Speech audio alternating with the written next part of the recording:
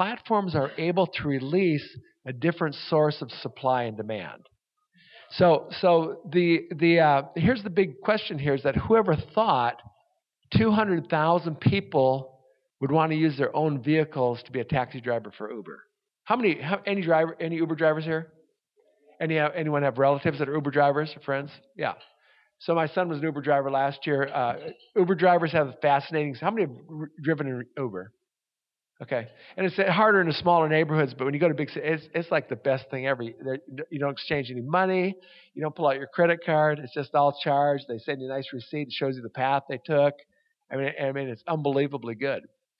But what happens is I often, when I was fly a lot, I'd come back to Denver and I'd be driving to my town and I'd say, I know a lot of people in this taxi line are going where I'm going. I'm happy to give them a ride, but I don't know them. And so I can't trust them.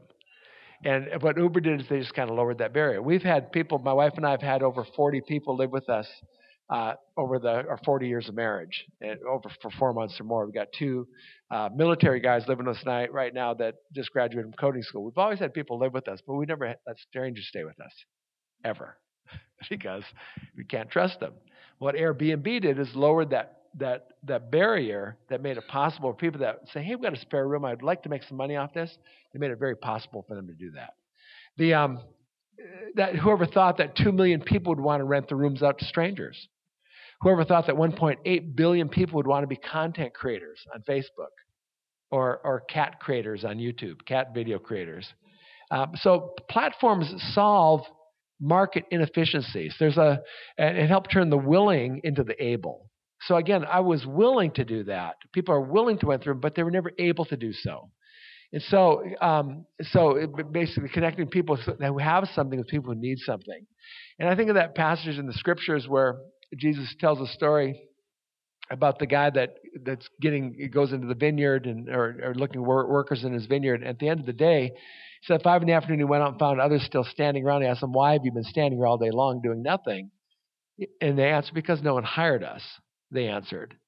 And they said, well, you two come along. So what it does, it really solves market inefficiencies by connecting producers with consumers in a timely way. And they're super adept at turning latent energy into active energy. Okay, all this want to in the community. I want to rent my room. I want to be a driver.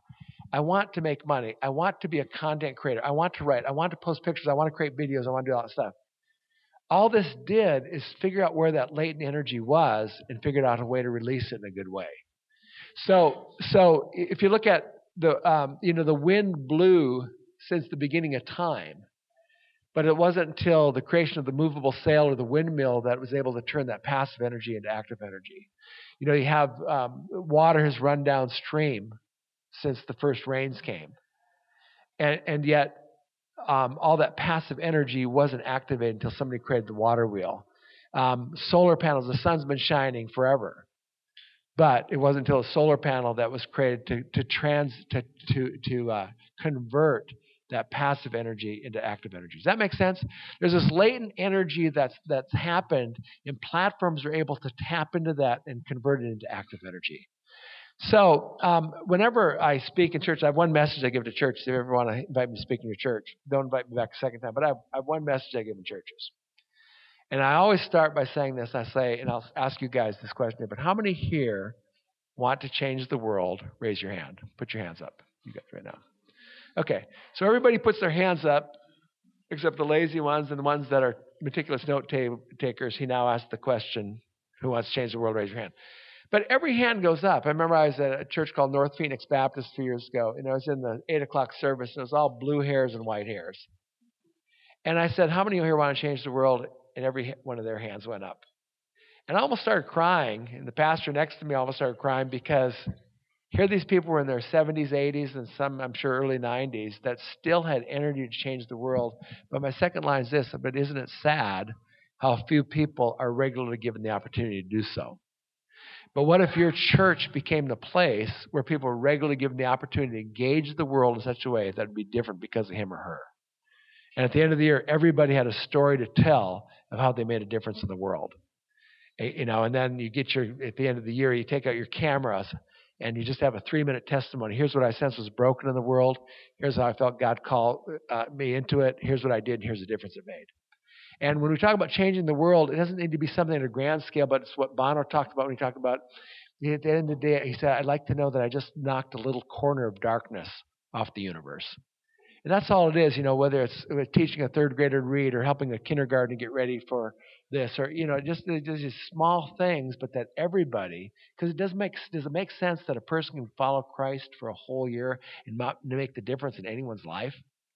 So that's the energy that wants to happen. Everybody wants to change the world, but the mechanisms that are now in place are so inefficient that very few people get a chance to be mobilized to do so. Does that make sense?